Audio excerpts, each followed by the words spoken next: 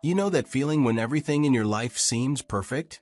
Like you're living the dream everyone else envies? That was me. A beautiful wife, a newborn son, and a future that seemed so bright, it practically blinded me.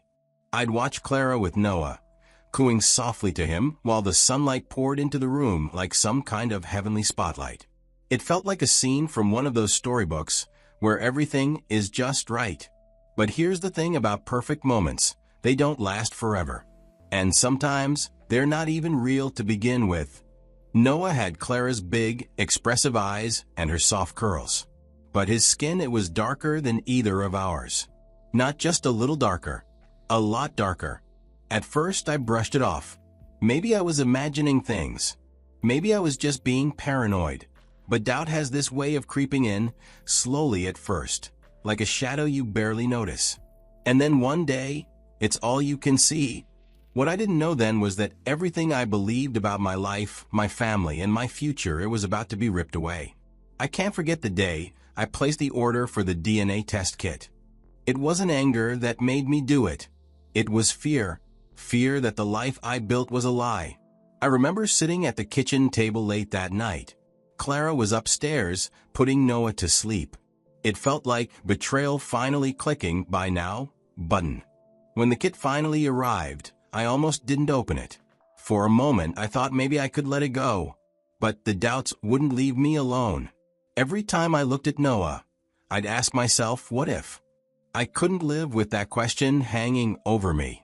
So, I took the test. I swabbed Noah's cheek when I was alone with him the next morning.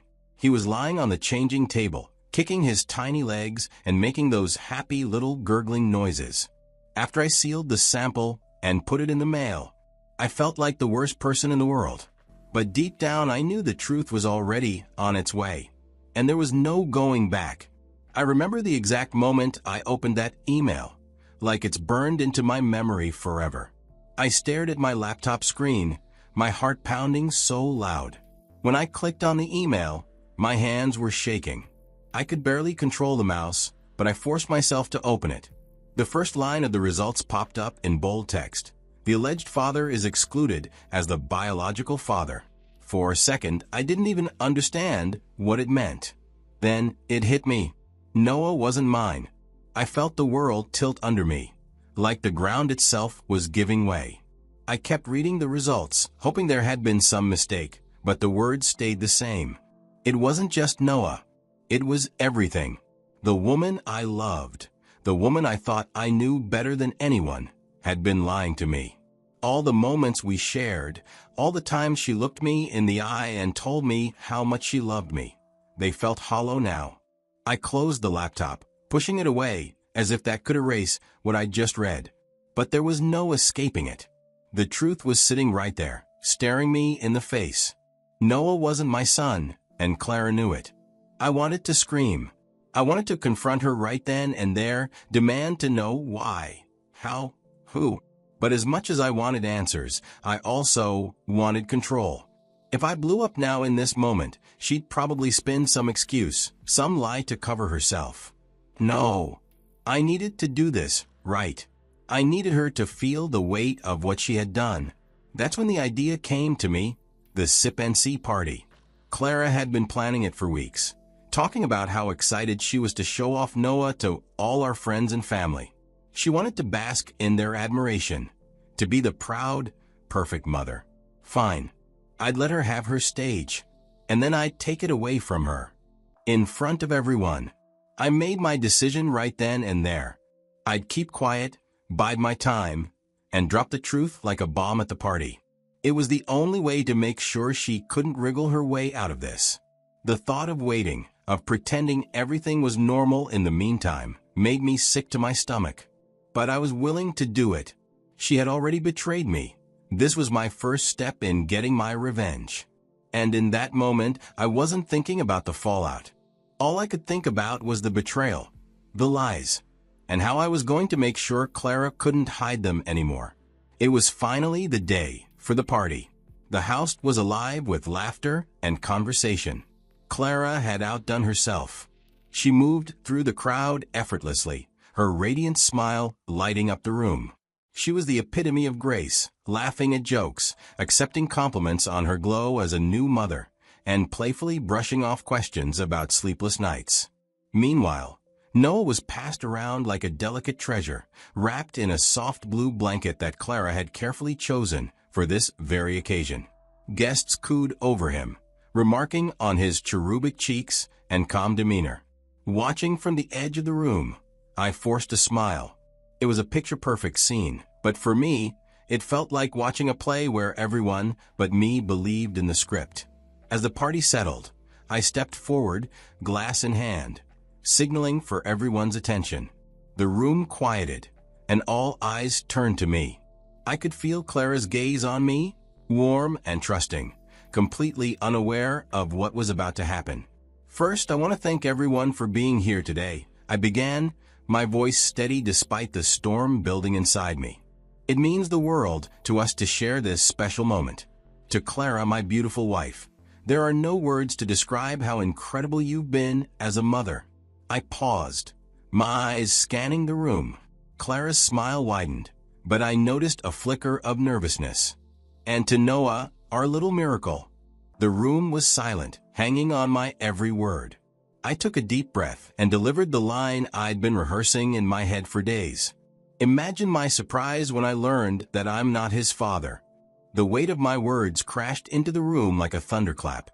Gasps rippled through the crowd, followed by an eerie silence. I watched as Clara's radiant smile froze. Then the whispers began, soft murmurs of confusion and disbelief spreading like wildfire through the room. Clara's reaction was instant. Her eyes widened in shock, and she took a step toward me, her voice trembling as she stammered, "James, this is absurd. Why are you doing this?"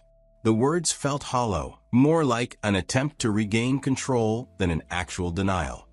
I kept my gaze locked on her, unwavering.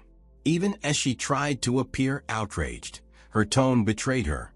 It wavered, weak and defensive. Her hands fidgeted nervously at her sides, and most telling of all, she couldn't meet my eyes. Even then, I thought to myself, guilt was written all over her face, plain as day. I scanned the room, and my eyes landed on Michael, sitting in the corner near the window. He hadn't moved since my toast, his drink clutched tightly in his hand. His face was a mask of discomfort, eyes cast downward, shoulders tense, and a flush creeping up his neck. He didn't say a word. He didn't need to. Michael was our neighbor. He is the likely father of Noah, but I am not sure yet.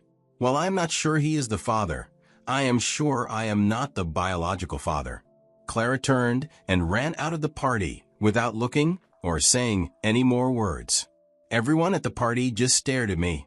Some people whispered to each other. Others looked like they wanted to ask me something, but didn't know what to say. One person tried to say, "Are you okay?" But I couldn't answer. I didn't want to talk to anyone. I didn't want their sad, pitying looks. I just wanted my life back the way it was before I found out the truth.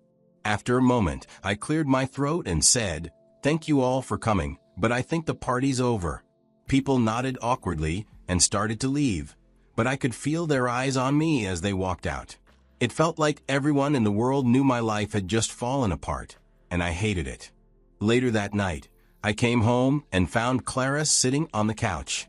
She looked like she'd been crying for hours. Her face was red, and she was holding a tissue in her hands. I stood in the doorway, staring at her. My heart felt heavy.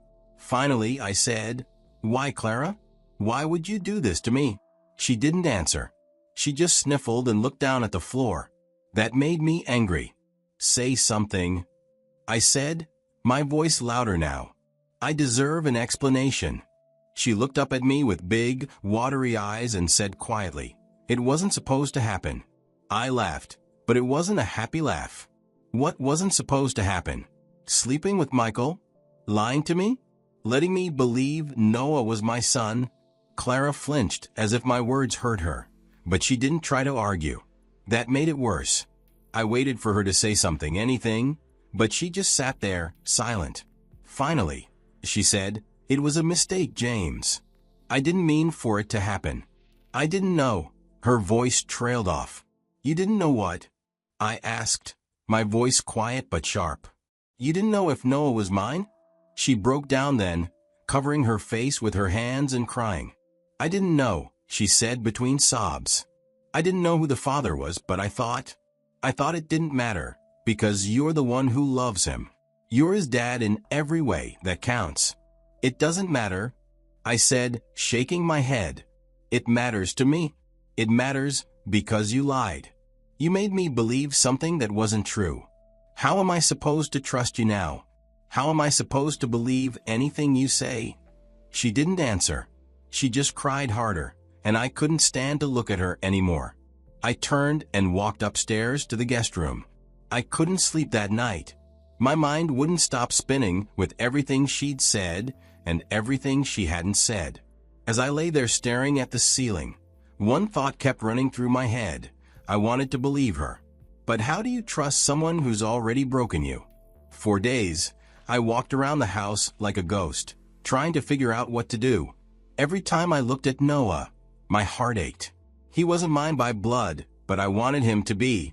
I had spent months waking up to his cries, changing his diapers, and holding him while he slept. To me, he was my son, at least until the truth tore that away. When I finally decided to leave, I packed my things while Clara was out of the house. I couldn't face her. The sight of her used to make me happy, but now it just reminded me of what I'd lost. I packed a light suitcase of clothes, a laptop, and a few personal items. I knew I needed space to think, to breathe, and to figure out what came next. When I closed the front door behind me, the silence was deafening. No baby cries. No laughter.